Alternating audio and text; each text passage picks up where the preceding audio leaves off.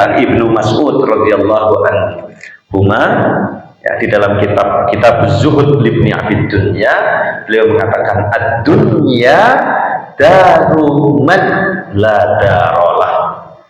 Dunia itu adalah kampungnya orang yang tidak memiliki kampung, rumahnya orang yang tidak memiliki rumah. Sekarang kita mungkin merasa punya rumah, setelah kita mati ya selesai tadi. Kampung ini kemudian mengenang kita pun kemudian enggak. Maka jangan terpincut kepada dunia.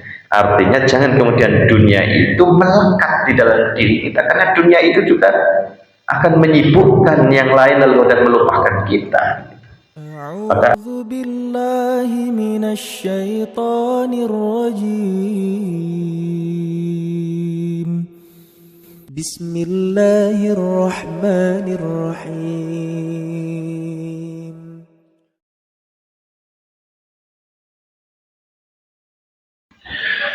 Bismillahirrahmanirrahim. Assalamualaikum warahmatullahi wabarakatuh. Waalaikumsalam warahmatullahi wabarakatuh. Alhamdulillah wa syukrulillah wa la hawla wa la quwwata illa billahil aliyyil azim.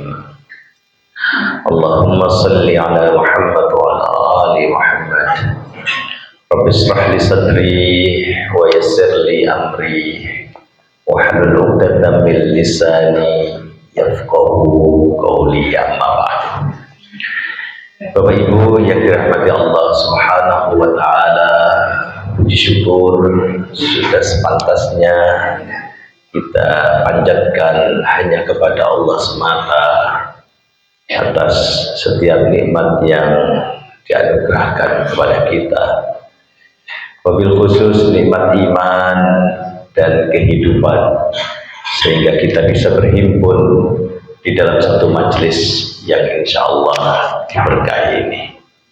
Salawat dan salam semoga senantiasa terlimpah curahkan kepada uswah hasanah kita Rasulullah Muhammad sallallahu alaihi wasallam, atas setiap sunnah yang ditinggalkan buat kita untuk memandu kehidupan kita menuju kehidupan yang lebih tercerahkan. Allahumma amin. Bapak Ibu, pada kesempatan kali ini izinkan kami melanjutkan makalah yang ke-28 dari kitab Nasaihul Ibad yang akan saya bacakan dulu kitabnya. Ya, bismillahirrahmanirrahim. Wal maqalatus sadinatu wal ishrun, dan makalah yang ke-28 an Salihil Marqadi, ya, diriwayatkan tentang seorang ulama, ya, ada yang menyebut beliau wali gitu ya, yang bernama Salihul Marqadi, ya, namanya Saleh tapi asal daerahnya Marqad gitu ya, sehingga dinisbahkan kepada daerah tempat kelahirannya menjadi Al-Marqadi gitu ya. Kalau Bapak Ibu lahir di Malang berarti Al-Malanji gitu ya. Nah itu. Ini Tegal Gondo ya berarti Atigal Gondi gitu. Ya, di dalam tradisi dunia Islam begitu gitu ya, untuk membedakan soleh-soleh yang banyak gitu loh. Jadi penisbahannya itu bisa kepada orang tua, bapak gitu ya, atau juga dinisbahkan kepada nama family, famnya, marganya gitu ya. Atau pada tempat di mana ia dilahirkan, atau daerah di mana dia tumbuh besar dan berkiprah di situ. Ya, nah, berarti untuk membedakan soleh-soleh yang lain. Gitu ya. Nah ini kalau di Jawa mungkin namanya Joko, gitu ya. Joko kan banyak. Gitu. Iki Joko anake sapa? Joko anake Pak Yono. Yono sapa? Mbak ini disebut. Lha kok padha iki Mbak ini bapake daerah disebut. Nah, itu untuk membedakan gitu ya. Ini seperti ulama-ulama kita dulu, ya, ulama-ulama Nusantara yang punya jejaring internasional, ya, beliau kemudian tinggal di tanah suci gitu ya. Itu kan membawa nama tempat kelahirannya. Misalnya ada ulama kita yang terkenal gitu ya, namanya Khotib. Itu Khotib itu juga nama pemberian sebenarnya, bukan nama asli ya. Kalau nggak salah namanya Ahmad ya, Ahmad Khotib Al-Minangkabawi ya. Jadi dari Minangkabau ya, merupakan guru dari Kiai Haji Ahmad Dahlan gitu ya.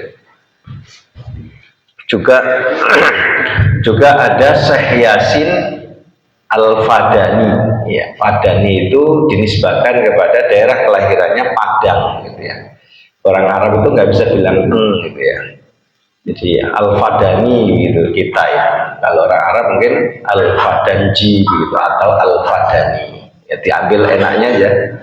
Kayak orang Malang itu kan bahasa Malang kan diambil enaknya. Ya. Lumayan jadi nayamul gitu ya. Kadang-kadang prinsip penggubahannya itu tidak saklek gitu ya. Tidak saklek. Ya sama dengan begitu juga. Gitu ya. Al-Fadani jadi Fadani. Al-Malanji menjadi Al-Malani bisa jadi ya itu. Dan lain sebagainya. Jadi itu. Nah, radhiyallahu anhu ya. Annahu marra bi ba'did diyar. Ya, jadi diceritakan bahwa Saleh Al-Marqadi ini annahu sesungguhnya dia marra pernah berjalan menyusuri bi ba'did diyar. Ya. Ad-diyar jamak min dar. Darun artinya bisa berarti rumah, kadang juga dimaknai sebagai kampung. Maka kita ada mengenal istilah Darus Salam, kampung damai, kampung kedamaian. Nah, mudah-mudahan perumahan IKIP ini menjadi Darus Salam gitu ya. Di mana di situ ada kedamaian, ada kenyamanan gitu ya, antar tetangganya saling menjaga, saling mengasihi gitu ya. Yang tua mengasihi yang muda menghormati yang tua gitu ya. Itu Darussalam gitu ya. Menjadi sumber kebaikan bagi satu dengan yang lainnya, memancar darinya kesentosaan, kedamaian. Siapa yang tinggal di situ menyenangkan. Darussalam ini. Nah, darun jamaknya diyar. Annahu marra bi ba'did diyar. Suatu ketika beliau pernah berjalan menyusuri ba'dun sebagian kampung. Ya. Faqala, lalu kemudian beliau berkata, tepatnya bertanya, karena diawali dengan kata panggil, ya harfun nida, ya wahai diyar, kampung-kampung, mungkin ngomong sendiri begitu ya, tanya sendiri, aina ahluka,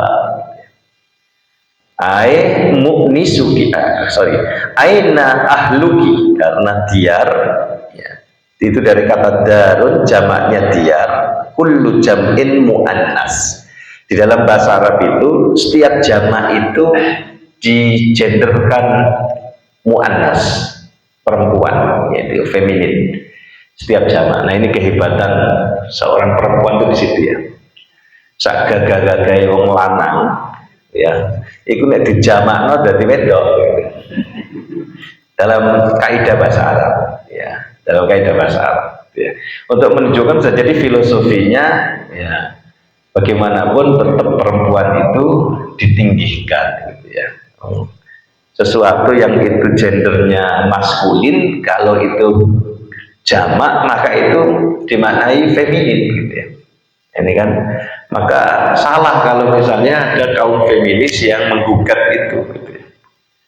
Ya, yang menggugat itu kenapa kemudian katanya, bahkan ada yang mengatakan Quran ini nggak benar gitu ya. Mengapa menggunakan bahasa Arab gitu? Padahal bahasa Arab itu kelihatan sekali maskulinnya gitu ya.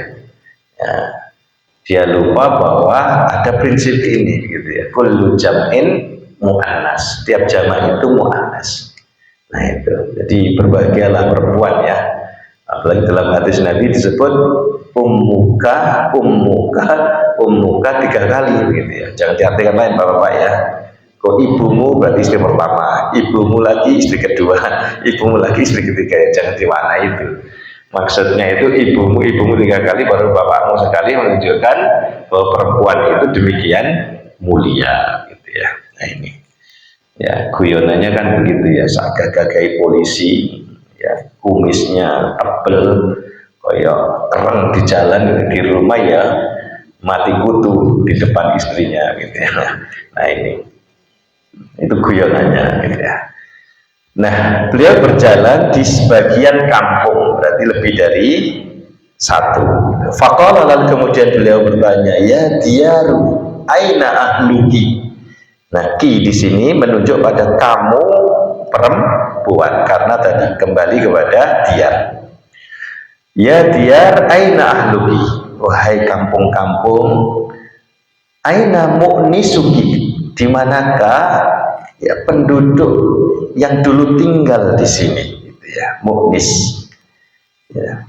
Jadi mungkin itu di kampung-kampung beliau lihat di situ kok tidak ada lagi orang-orang yang dulu teman sepermainannya gitu ya, yang dulu orang-orang awal apa namanya kalau di Malang itu apa, ada Mbah Batu, ada Mbah Tegal Gondong gitu ya, yang dulu membuka kampung itu gitu ya.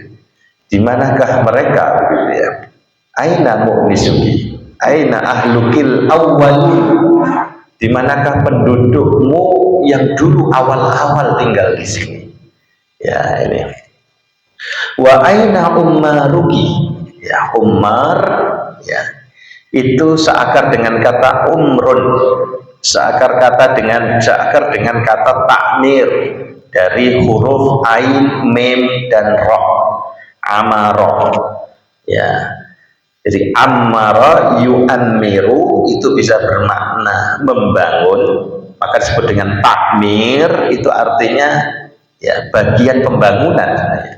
Ismu takmir itu bagian pembangunan, yang membangun, bisa membangun fisiknya, bisa membangun suasana kegiatannya, sehingga disebut dengan takmir. Takmir masjid berarti orang-orang yang termasuk di bagian ya yang membangun, meramaikan juga. Nah ini takmir itu artinya berarti meramaikan masjid. Nah, setelah dilantik kok kemudian nggak ada kegiatan, berarti nggak cocok disebut takmir gitu. Gimana pantunnya itu? Burung gelatik, burung apa setelah dilantik apa gitu lah katanya guyonannya. Jadi setelah dilantik mestinya kemudian dia berfungsi untuk memakmurkan. Nah, ini menariknya bahasa Arab ya. Usia di dalam bahasa Arab itu disebut dengan umrun. Itu dari akar kata yang sama. Umur menjadi bahasa kita. Kalau usia kaitannya dengan waktu ya, maka waktu yang kita miliki masa hidup ini harus kemudian dimakmurkan. Apalah arti usia kalau dia tidak berumur? Artinya ada kemakmuran di situ dengan amal kebaikan. Nah ini makanya disebut dengan umur. Ya, itu artinya menunjukkan bahwa waktu hidup yang kita miliki harus betul-betul kita makmurkan dengan karya-karya kebajikan. Nah ini. Nah, amara yu'ammiru itu juga bisa berarti membangun gitu ya. Maka di sini wa aina ummaruki, dan di manakah orang-orang banuki. Banu itu artinya dari bana yabni, artinya membangun gitu ya. Nah Imam Nawawi memberikan penjelasan aina banuki al-madun, di manakah mereka yang dulu membangun kampung ini. al-madun, yang lalu-lalu. Yang namanya orang membangun pasti yang lalu, di awal ya. Nah ini, yang membangun masjid ini tentu ya sudah terjadi kan, berarti sudah kapan nih, tahun pertama dibangun masjid ini? Nah, lupa kan? Nah, ini makalah ini terkait dengan itu. Ya, makalah ini terkait dengan itu. Bahwa semuanya akan terlupakan gitu pada waktunya gitu ya. Nah, ini makalah ini nyinggung itu sebenarnya. Gitu ya. Di manakah para pembangun masjid ini yang dulu-dulu itu? Oh, ditanya tahun berapa masjid ini mau dibangun aja lupa. Apalagi generasi setelah kita pasti melupakan gitu ya. Nah ini, jadi sebenarnya makalah ini menyinggung itu gitu ya. Makanya Saleh Al-Marqati bertanya, di mana penduduk awal dari kampung ini, siapa yang dulu membangunnya, di mana mereka gitu ya. Nah ini, wa aina sukanukil aqdamun, ya. Dan di manakah orang-orang yang dulu tinggal di sini yang lampau-lampau gitu ya. Nah ini sukan ya, jamak min sakin ya, sukanun itu artinya penduduk ya, yang menempati. Dari kata sakana yaskunu itu artinya bertempat tinggal ya, karena dia menempati maka dia berdiam diri, maka ada ketenangan di situ, maka disebut dengan sakinah. Nah ini, jadi kalau rumah tangganya mau sakinah ya, tentu yang pertama ya harus ya menempati satu tempat yang sama gitu, karena dia dari kata sakana ya sebenarnya bertempat tinggal. Ini berjauhan piye kata tenang ya. Jadi awal mula terwujudnya sakinah menurut saya itu ya, keduanya suami istri harus berkumpul menempati satu tempat, sakana yaskunu di situ, maka ada ketenangan karena bertemunya dua hati saling mencintai. Nggak kepikiran, ini LDR ya, opo bojoku saya kira, terus kepikiran, nggak ada ketenangan gitu. Jadi sakinah ya, lalu kemudian tidak hanya sakinah, merambah masuk di ikhtiari, digerakkan menuju mawaddah warahmah kan gitu. Nah sukan itu dari kata sakana, itu akar katanya ya. Sakinun orangnya ya, jamaknya bisa sakinun, bisa sukan ya. Wa aina sukanukil aqdamun, dan di mana orang-orang yang dulu tinggal di kampung ini gitu ya. Nah ini 3 pertanyaan dari Saleh Al-Marqati ya, mungkin ketika jalan-jalan gitu ya, geremeng sendirian ya di dalam hatinya, kok sekarang saya nggak kenal ya kampung ini, nanti sing bangun kampung ini, nanti sing penduduk-penduduk awal kampung ini gitu. Fahatafa bihi hatifun, fa itu menunjukkan jeda waktu yang tak panjang, bisa berarti seketika kemudian gitu ya, itu fa. Kalau summa itu kemudian juga artinya, tapi ada jeda waktu, itu summa. Tapi kalau fa itu juga bisa bermakna langsung seketika, setelah geremengan bertanya dalam hati atau diucapkan, di mana pendudukmu, di mana orang yang membangun dulu, tiba-tiba muncul suara gitu ya, tanpa rupa gitu. Hatafa itu artinya berbisik. Fahatafa bihi hatifun, lalu kemudian berbisik kepadanya hatifun, seorang pembisik. Makanya telepon itu disebut dengan hatif dalam bahasa Arab. Hatif itu artinya telepon, karena telepon itu ngomongnya kan kira-kira teriak-teriak atau bisik-bisik, kecuali nih pendengarannya berkurang kalau teriak-teriak kan itu ya. Tapi telepon kan dulu kan ya, namanya orang telepon kan begitu kan.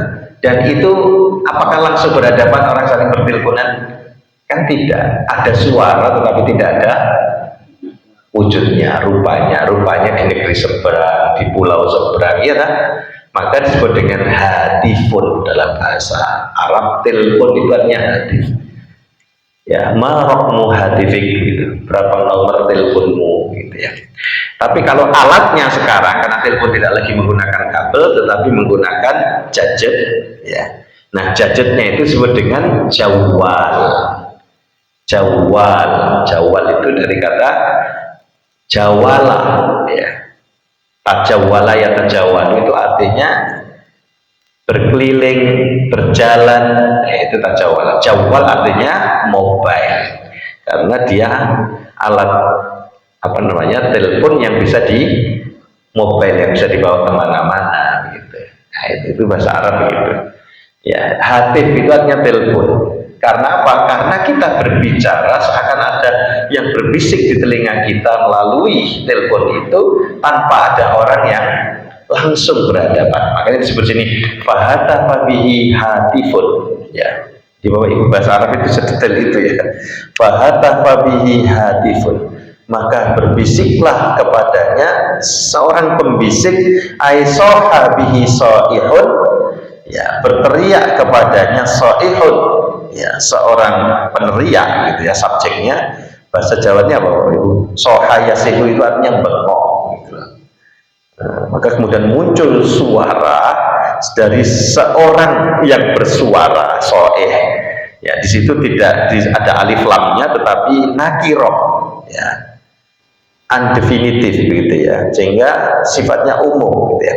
Fasami as-sautan, maka kemudian soleh ini mendengar suara yang berbisik tadi, yang berteriak tadi, walam yaro sakhsohu, dan dia tidak melihat orangnya. Berarti suara tanpa rupa. Makanya kemudian digunakan di sini pilihan kata hatafabihi hatifun. Nah, ini di bahasa Arab itu detail begitu.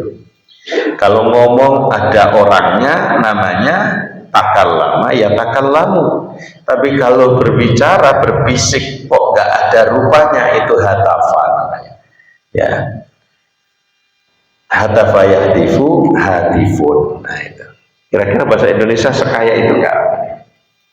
Enggak, bahasa Indonesia itu miskin, makanya dipilih menjadi bahasa persatuan.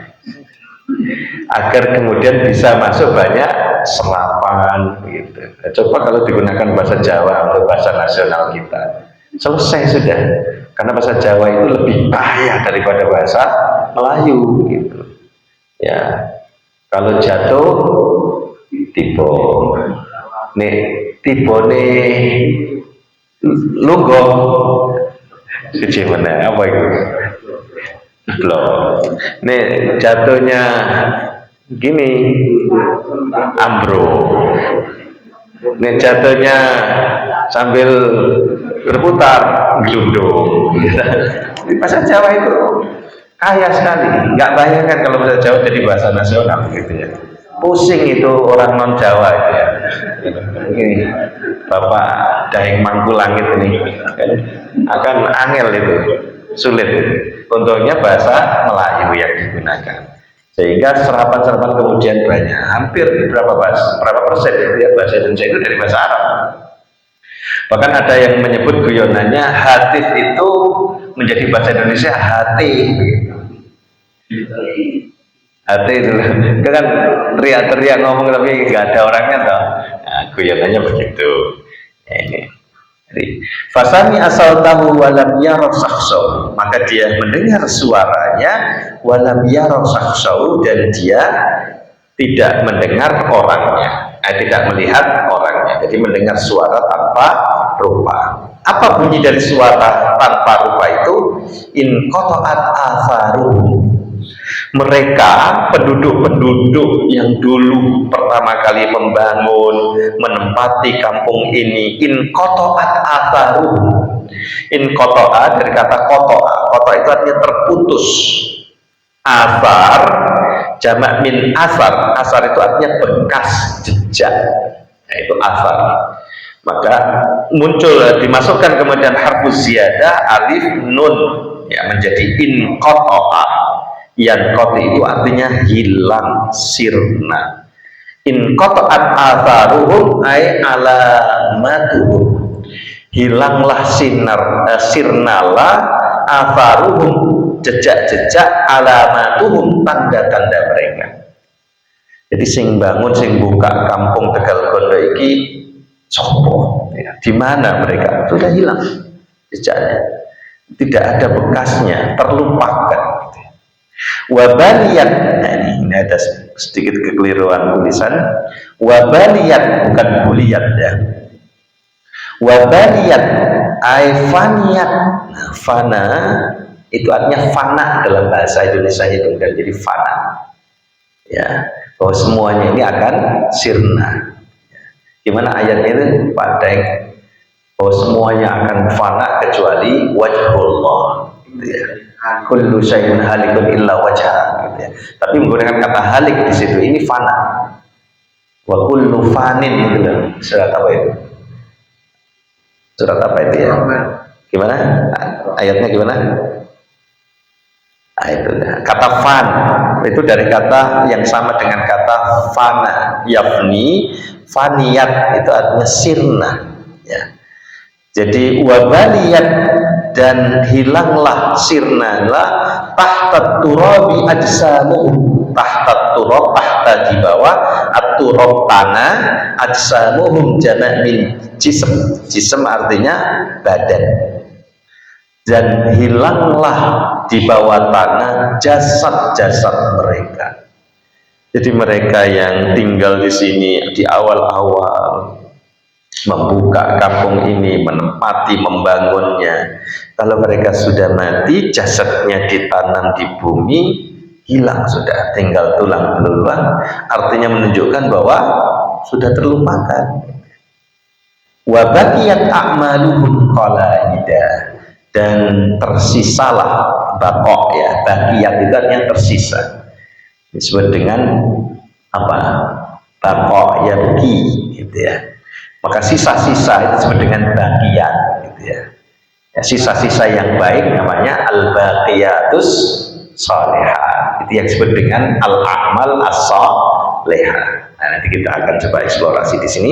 Wa baqiyat a'maluhum qalaidah, dan amal-amal mereka yang tersisa qalaidah, dalam kondisi digantung seperti kalung-kalung di leher mereka.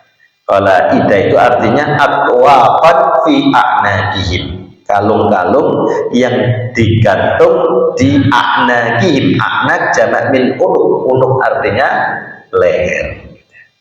Nah, ini jadi amal kita itu ya, yaitu yang tersisa seperti chip yang digantung. Mungkin hari ini bahasanya mungkin seperti chip yang ditanam, digantung di leher kita, sehingga kemana-mana itu tetap melekat. Nah, itu. Nah ini Bapak Ibu ya, jadi nasihat ini terkait dengan 3 pertanyaan yang diajukan oleh Saleh Al-Marqadi, juga sekaligus ada 3 jawaban gitu ya, yang akan coba kita eksplorasi satu persatu. Jadi Saleh suatu ketika marra bi waqti diyar, dia berjalan di beberapa perkampungan sambil ngomong sendiri dengan omongan pertanyaan, ya diyaru aina ahlukil awwalun, duhai kampung-kampung, di mana dulu pendudukmu yang awal-awal ya, wa aina umarukil madun, dan di manakah orang-orang yang dulu membangun kamu, wa aina sukanukil aqdamun, penduduk-penduduk awal yang menempati kampung ini di manakah sekarang. Fahatafahatifun, lalu kemudian terdengar suara tanpa rupa, in qata'at atharuhum, jejak-jejak mereka, bekas mereka wis hilang. Wa baliyat tahta turabi ajsamuhum, badan-badan mereka juga sirna ya, termakan tanah gitu ya. Wa baqiyat a'maluhum qalaidah, dan tertinggal tersisa amal-amal mereka yang digantung di atas leher-leher mereka. Nah Bapak Ibu, kiranya nasihat ini bicara tentang apa? Ya. Gimana Pak Eko? Ya. Kematian. Masuk Pak Eko. Jadi nasihat ini mengingatkan kita tentang bahwa kita semuanya akan mati, akan sirna, dan kita akan terlupakan. Ya, hanya satu yang nggak terlupakan, amal kita. Nah ini, badan kita juga akan sirna, dimakan cacing tanah, tinggal tulang belulang. Ketika kemudian dibuka, ini tulangnya sopo ya nggak ngerti ya. Nah ini, maka siapa kita sesungguhnya? Kita ini bukan siapa-siapa, kita hanyalah seorang hamba, makhluk yang juga akan sirna, akan mati ya. Dan setelah itu apa yang terjadi setelah kita mati? In qata'at atharu, jejak-jejak kita, bekas-bekas kita pernah hidup, apalagi kalau kita nggak punya karya kebajikan, akan sirna seperti jejak kaki di atas pantai yang terhapus oleh ombak lautan. Ketika ombak itu kembali ke lautan, menghapus jejak kita. Nah, jadi kita ini kalau tidak punya karya, selesai sudah. Ya jangankan belum mati gitu ya, sudah tua aja kadang-kadang kita sudah dilupakan gitu ya. Anak-anak asik dengan keluarganya sendiri ya kan ya. Ya pemenang kalau udah mati, jangankan 7 tahun 8 tahun lagi sedurung ono setahun bojone wis kawin meneh gitu. Ya iya dah, selali gitu. Apalagi nih bojone mau wedit pol gitu ya, atau apa gitu, bojone melupakan gitu, nggak ada yang bisa diingat dari suaminya atau dari istrinya kan gitu kan. Nah coba kita kan mulai berpikir gitu ya, apa yang kita tinggalkan, kenangan manis apa yang itu bisa dikenang bahkan oleh orang terdekat dengan kita ya. Saya pernah mendapati ada satu video ya yang tentang Pak Quraish Shihab gitu ya. Ya ditanyakan kepada anak-anak beliau gitu. Terutama waktu itu ditanyakan kepada Najwa Shihab gitu ya. Ya, tentang ayah, tentang abah, kata penanya itu, apa yang Mbak Nana kenal tentang seorang Quraish Shihab itu kenangan ini yang manis gitu ya. Ya, yang saya selalu kenang tentang ayah saya, walaupun belum meninggal loh ya, Pak Quraish Shihab kan masih hidup. Beliau setelah sholat subuh, lalu kemudian duduk di meja kerjanya, ya satu ruangan khusus sebetulnya, lalu mengaji di situ, lalu membaca atau menulis setiap hari begitu. Ya, sampai kemudian waktu duha tiba. Itu kenangan manis yang dikenang oleh anaknya. Nah sekarang kenangan anak terhadap kita apa? Nah, apa yang bisa kamu ceritakan kenangan manis kepada ayah? Ngapulokan, didik metu apa namanya, suara yang ini. Oh, coba anak kita pun mengenang kita itu ternyata yang buruk-buruk. Ya, apa yang dikenang oleh terkait dengan bapakmu, ngentutan. Ya, coba orang terdekat dengan kita itu mengenang kita malah yang buruk-buruk, melupakan gitu ya. Jejak kita semuanya akan sirna. Nah, hidup ini kan sesungguhnya membangun itu loh. Kalaupun ada jejak yang kita tinggalkan yang bisa dikenang, itu adalah kalau bisa jejak-jejak yang baik. Dan itu tentu terkait dengan kebajikan, kesalehan. Nah, kadang yang baik-baik aja sirna sudah, in qata'at atharu, itu sudah hilang sirna. Apalagi ya, tapi biasanya orang cenderung mengenang yang baik atau yang buruk. Jadi gampang mengenang yang buruk loh. Ya, walaupun kebaikannya itu 80%, burukannya 20%, yang dikenang keburukan. Pak Yono sapa to?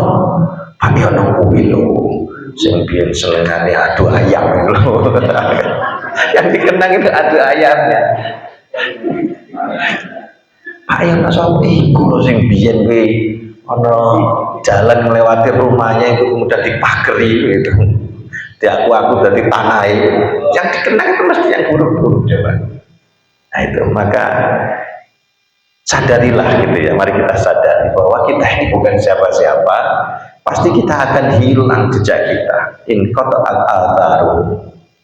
Ya sebagaimana juga jasad-jasad kita itu juga akan sirna. akan hilang tanah, kulit kita akan lupa, daging kita akan hilang. Ya, yang tersisa tinggal tulang. Ya, itu tulang pun itu kalau ketemu dengan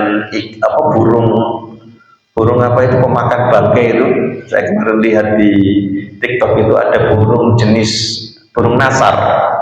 Burung nasar itu burung pemakan bangkai ya, tetapi dia khusus pada tulang coba.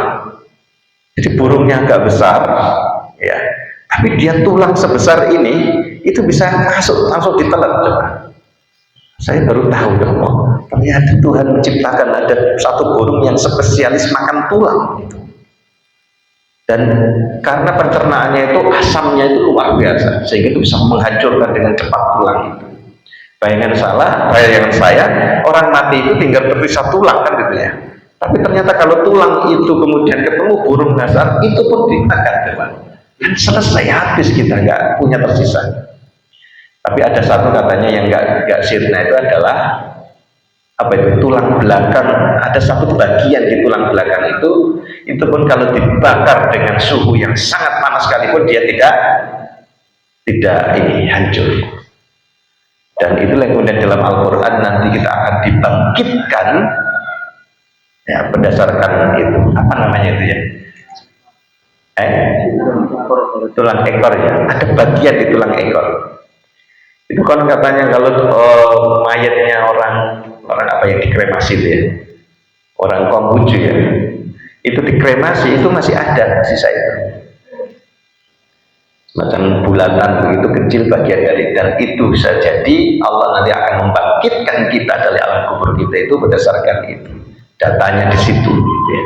Nah ini wabaliyat tahta turabi ajsamuhum, jadi jasad-jasad mereka sudah hilang sirna di bawah tanah. Apa yang bisa kita andalkan sudah, bahkan tulang pun hilang ya. Nah ini menunjukkan apa Bapak Ibu? Menunjukkan apa? Bahwa kita semuanya akan sirna dan terlupakan gitu ya. Ya ini. Maka andai kamu tahu betapa cepatnya orang-orang akan melupakanmu setelah kamu meninggal, niscaya kamu tidak akan menghabiskan umurmu untuk mencari keridhaan selain keridhaan Allah. Nah ini yang harus kita tekankan. Jadi Saleh Al-Marqad itu sebenarnya memberikan nasihat sambil nyinggung kita sebenarnya. Jadi angel wis dinasihati wong ini gak dinasihati tentang ya kepunahan gitu. Maka aina ahluki al-aqdamun, aina sukanuki al-madun, aina ummaruki. Itu untuk nyinggung kita gitu. Saking bebelnya kita ini sulit untuk dinasehati ya, dengan bahasa sindiran seperti ini akhirnya gitu ya. Oh, kita semuanya akan terlupakan, akan sirna ya. Tidak ada yang bisa kita bawa gitu ya. Nah setelah kematian kita, sesegarah manusia akan melupakan bojone ketok numpangis nangis begitu ya. Ya, menunjukkan ya merasa kehilangan, tiba masa idahnya selesai, ya rapi mana melupakan. Jadi barangkali ada 1-2 orang masih mengingatmu, namun seiring purnama 3 kali purnama lupa juga. Bahkan orang yang biasa tidur denganmu, yang dulu haram menjadi dihalalkan untuk tidur denganmu, setelah 3 purnama menikah lagi ya. Dia lebih mementingkan dirinya yang tidak bisa kecuali bergantung dengan orang lain kan itu kan ya. Mending aku rapi mending ingat-ingat masa lalu, biarlah yang lalu berlalu ya, gitu. Let go be bygone begitu ya. Yang lalu biarlah berlalu dengan bygone gitu kan begitu ya. Nikah lagi lupa sudah ya. Nah kecuali apa? Amal kebaikan. Nah ini yang tidak bisa dilupakan. Rasulullah itu walaupun kemudian menikah ada Aisyah, ada Sofia, ada yang mungkin secara fisik lebih cantik daripada Khadijah, tetapi kenangan Rasulullah terhadap Khadijah itu tidak bisa terlupakan. Sampai Aisyah cemburu. Apa yang bisa diingat wahai Rasulullah? Kan sudah ada saya gitu. Nah, namanya Aisyah masih muda perawan kan, masih kadang-kadang omongannya itu begitu gitu ya. Biar Rasulullah mengatakan apa? Ya, kebaikan-kebaikan Khadijah gak bisa dilupakan. Ketika semua orang memusuhiku, ya Khadijah yang menjadi orang yang mendukungku. Ya. Ketika saya membutuhkan banyak harta untuk dakwah, Khadijah memberikan support dana yang luar biasa. Ya. Ketika istri-istriku tidak bisa memberikan anak kepada Khadijah, memberikan putra-putri. Nah, jadi ada kebaikan-kebaikan yang bisa dikenang gitu ya. Ya. Saya punya teman ya, sama dosen itu yang istrinya meninggal gitu ya. Istrinya meninggal lalu menikah lagi. Ya, dikojoloki sama kawan-kawannya, wih enak di bojo anyar gitu. Ya. Waktu itu ini Pak sama-sama takziah mengantarkan jenazahnya Pak Wion di kuburan. Sambil duduk dia mengatakan kepada saya, tetap saja nggak seperti yang dulu Pak Amin. Walaupun mungkin istri sekarang lebih cantik, tapi tetap ya yang dulu tidak bisa dilupakan. Nah ini ya berarti ada kenangan indah, kenangan manis. Ya, ketika sama-sama dulu mulai dari miskin lalu membangun bersama, ya susah payah bersama, itu yang bisa dikenang. Jadi sekali lagi amal yang bisa dikenang gitu ya. Engkau benar-benar terlupakan, mereka sibuk dengan dunianya masing-masing. Jika engkau pahami ini, engkau tak akan menjalani kehidupan dengan sibuk meraih ridho dan simpati seorang pun kecuali ridho Allah Subhanahu wa Ta'ala.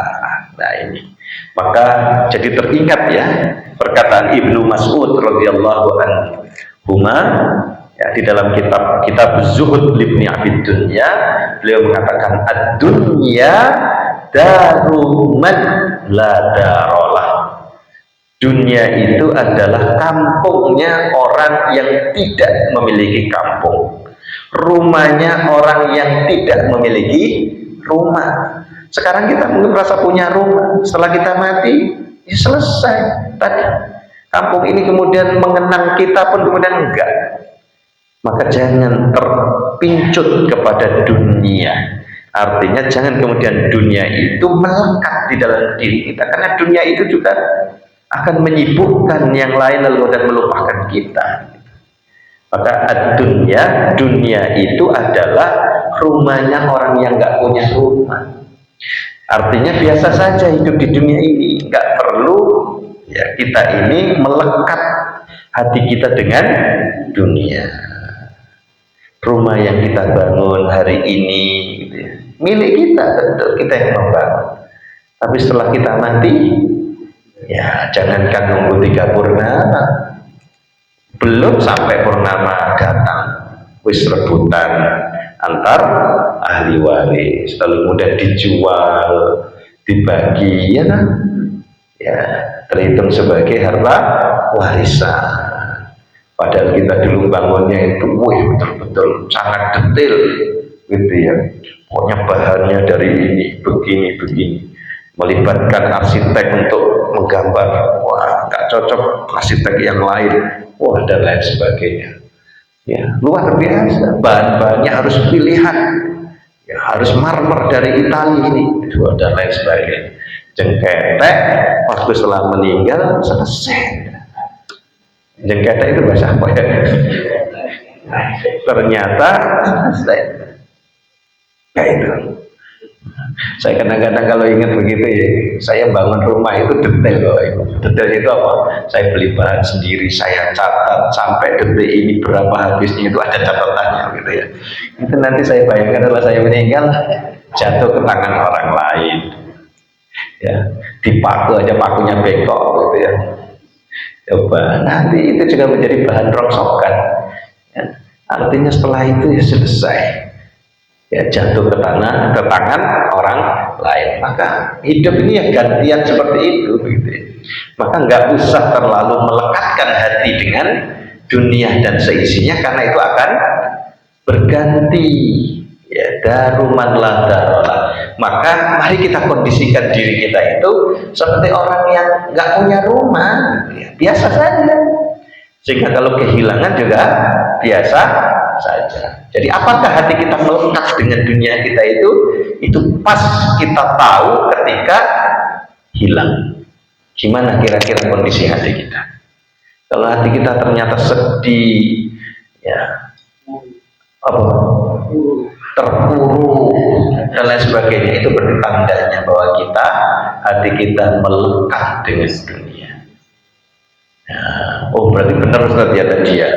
Jadi nggak perlu kita sampai lama setelah istri meninggal, nggak perlu lama kemudian nggak menikah begitu. Tandanya berarti hatinya melekat dengan isi dunia berupa istri atau suami. Maka berbahagialah orang yang cepat menikah lagi, menunjukkan bahwa hatinya tidak melekat, move on gitu ya. Ya boleh juga gitu ya. Ya, ad-dunya daruman la darolah wa maluman la malalah. Dan dunia itu adalah harta bagi mereka yang tidak memiliki harta. Kira-kira sama nggak ya dengan prinsipnya Sung Gokong itu? Sung Gokong dalam film Sung Gokong ke barat mencari kitab suci itu bahwa berisi adalah kosong gitu ya, kosong adalah berisi kan begitu kan. Jadi sama dengan ini, kita punya rumah tapi serasa nggak punya rumah, nggak punya rumah juga serasa punya rumah gitu. Nah ya karena semuanya akan begitu. Apa yang kita miliki hari ini ya nanti kita akan sirna kosong. Maka intinya jangan sampai hati kita melekat dengan dunia dan seisinya. Harta yang kita miliki letakkan di tangan kita, kata Abu Bakar. Jangan letakkan di dalam hati kita. Sandal yang bagus itu letakkan di kaki kita, bukan di hati kita. Sehingga kalau hilang tidak sakit hati kan gitu. Mobil mewah letaknya di garasi, bukan di dalam hati. Sehingga kalau ada tercoret-coret nggak sakit hati. Nah gitu. Maluman lama. Jadi hartunya itu adalah malun ya, harta man bagi siapa lah yang tidak memiliki malah lahu baginya. Ya ini angel apa ibu? Nah, tapi disitulah ujiannya. Mari kita berlatih. Nek wis mari tuku beli sesuatu ya sudah, beli kulkas baru letakkan di dapur ya sudah. Ya selesai berarti ya sampai situ aja. Manfaatkan sebaik mungkin. Ya itu aja tak. Jangan kemudian dimasukkan dalam hati. Nah, beli kendaraan baru ya sudah selesai. Ya, letakkan di tempatnya. Jangan diletakkan dalam hati. Bukti kalau itu diletakkan dalam hati apa Pak Ibu? Selalu kita kenang, selalu kita sebut-sebut ya. Bahkan lebih dicintai daripada orang yang dikasihi gitu. Omongan itu pokoknya mobil dong, itu tandanya berarti mobil itu ada di hatinya. Man ahabba syai'an aksara fi dzikrihi. Barang siapa yang mencintai sesuatu maka selalu disebut. Mestinya yang tersebut di lisannya adalah Allah Subhanahu wa taala, mestinya, tapi mobil sampai ngipine ya mobil ya, ngelindure ya mobil. Itu artinya berarti harta itu ada di dalam hati. Wala yajma'u man la aqlah lahu. Dan bagi dunia itu ya yajma'u man la aqlah. Dunia itu mengumpulkan man orang-orang la aqlah lahu yang tidak memiliki akal baginya. Coba, ini kencang sekali ya. Artinya berarti orang-orang yang ya meletakkan dunia di hatinya itu ya diibaratkan oleh Ibnu Mas'ud sebagai orang yang tidak waras pikirannya. Karena dunia itu mengumpulkan orang-orang yang tak berakal katanya. Artinya orang yang berjibaku, saling sikat sikut mencari dunia, itu berarti orang yang akal kewarasannya itu sedang hilang begitu ya. Nah ini Ibnu Mas'ud mengatakan. Nah kondisi yang ketiga yang tersisa adalah tinggal wabaqiyat a'maluhum qalaidah. Dan yang tersisa adalah amal-amal mereka yang tergantung ya seperti kalung di leher mereka. Ini persis ya seperti surat Al-Isra ayat 13. Jadi amal-amal kita itu nanti akan digantung oleh Allah seperti ya kalung di leher kita. Wa kullu insanin alzamnahu ta'irahu fi unuqi, dan tiap-tiap manusia itu telah kami tetapkan amal perbuatannya sebagaimana tetapnya kalung di leher mereka. Ya ini. Ya, wa nukhriju lahu yaumal qiyamati kitaban yalqahu mansyura. Ya, dan kami keluarkan baginya pada hari kiamat sebuah kitab yang dijumpainya terbuka. Nah, kitab itu berisi amal kita, apakah amal kebaikan atau amal keburukan. Ini ayat sudah menggunakan bahasa yang futuristik ya. Ya, seperti kalung yang terikat di leher. Nah, sekarang kan ada chip gitu ya, selalu mungkin melekat, kan ibarat seperti itu, menggunakan bahasa-bahasa yang sudah futuristik ini. Oke, nah itu Bapak Ibu, maka semua akan sirna apa yang di dunia ini, namun kebaikan-kebaikan yang kita lakukan yang akan abadi. Maka mari kita berlomba-lomba di dalam kebaikan, fastabiqul khairat, karena itu yang bisa dikenang, karena itu yang tersisa dari diri kita. Bahkan tulang belulang kita pun hancur, ya, yang tersisa hanya kebaikan. Maka jangan bosan-bosan kita melakukan kebaikan, hatta pada sekup yang paling sempit di dalam keluarga kita. Orang yang terkasih di antara kita akan mengenang kebaikan kita. Ya, kalau itu sudah mengenang kebaikan itu kan berarti luar biasa, karena kecenderungan manusia itu lebih mengenang keburukannya daripada kebaikan. Maka Ali pernah memberikan nasihat, setiap penulis akan mati. Ya, kita semua ini kan sebenarnya sedang menulis sejarah kita, kan? Kita hidup di dunia ini kan sedang menulis sejarah kita sesungguhnya, dan semuanya akan binasa, akan mati. Hanya karyanya lah yang abadi. Maka tulislah sesuatu yang membahagiakan dirimu di akhirat nanti, yaitu amal kebaikan kita.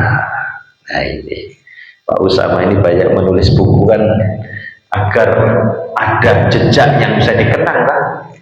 Nah itu makanya buku bagi seorang akademisi itu adalah asar jejak.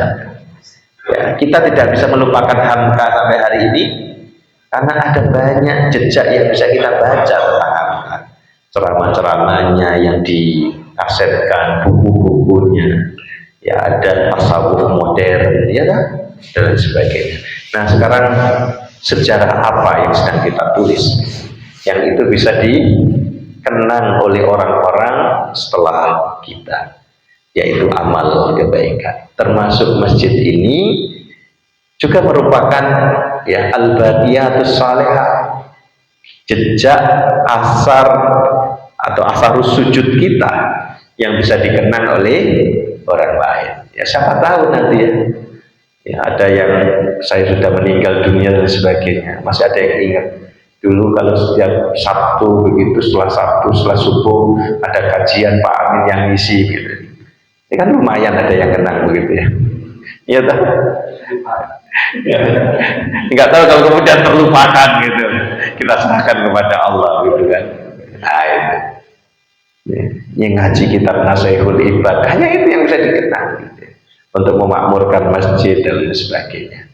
Ya takmirnya Pak Usama, Pak Sadik, Pak Jamal, saya nggak tahu nama-namanya gitu, dan lain sebagainya. Itu bagian dari kita menulis catatan sejarah, ya, yang mudah-mudahan kemudian itu mendidikkan diri kita, lalu imbasnya kemudian kita mendidik anak-anak kita, lalu kemudian mereka melanjutkan jejak kebaikan ini, dan itu yang bisa dikenang.